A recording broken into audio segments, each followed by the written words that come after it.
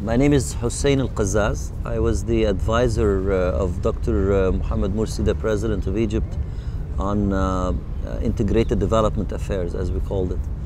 And hence I went out of the country after the coup d'etat, because it was clear that they are going to go after the rest of the team of Dr. Morsi. They arrested him and part of the team on the day of the coup.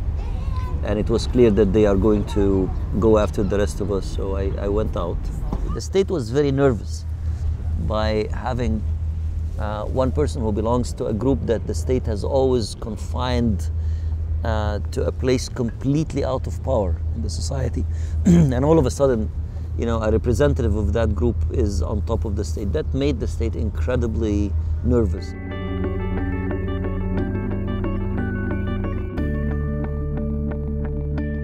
I think what happened in this 1 year, to be honest with you, is a lack of vision as to how to deal with the revolution. And people didn't have enough time to correct that vision as they went. The pressure was too high. And I'm talking about our team, I'm talking about our own. We sort of tried to take like a midway approach, trying to satisfy some of the basic demands of the revolution, but at the same time not shaking the status quo, not shaking the establishment in any serious way. I think it was a very painful but necessary part of a journey for the Egyptian people to know how they can win their freedom. And I think everybody now realizes that they cannot win the freedom by doing what we tried to do in that year. At the end of the day, what Dr. Morsi and our team was trying to do is to work with the state as is. You know, we just accepted all aspects of that state. We had 2.5 years before Dr. Morsi came to power to sort of answer that question. We wasted that time in political infighting, which takes me back to the first point. You cannot be partisan in a time of revolution.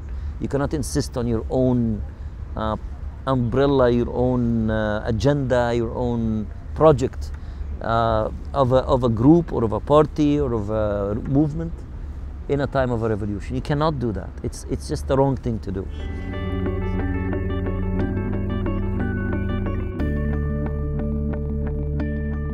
What happens in the internal struggle that's taking place in Egypt and the Middle East now is going to have profound effect on how this region looks like 10, 15, 20 years from now. And some of these effects will not only be local, it will have a lot to do with how the entire region is going to rearrange itself versus, you know, the West, and rearrange itself internally. The Egyptian people are now building a memory of the United States doing almost absolutely nothing about thousands of people being killed because they are demonstrating in the streets asking for their political and civil rights. That's not going to sit well with the collective memory of the Egyptian people going forward.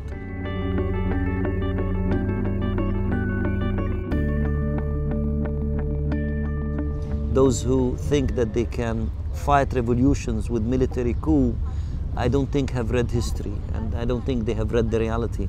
You don't use coup d'etat to fight revolutions. There are other ways to fight revolutions, but not military coup. So I'm sort of certain of the results at the end of the day, inshallah. But it will be a very hard struggle, probably a long one, and a very painful one. There is a very detailed sort of a human scenario that is building in the streets of Egypt now, and that is resonating with the collective memory of the people. The young man who saw his friend and his friend and his friend, and tens of them being killed and shot by the army, is not going to be the same person, you know, when he grows up and he raises a family and when he travels to the West and so on and so forth, as we were, at least in our generation.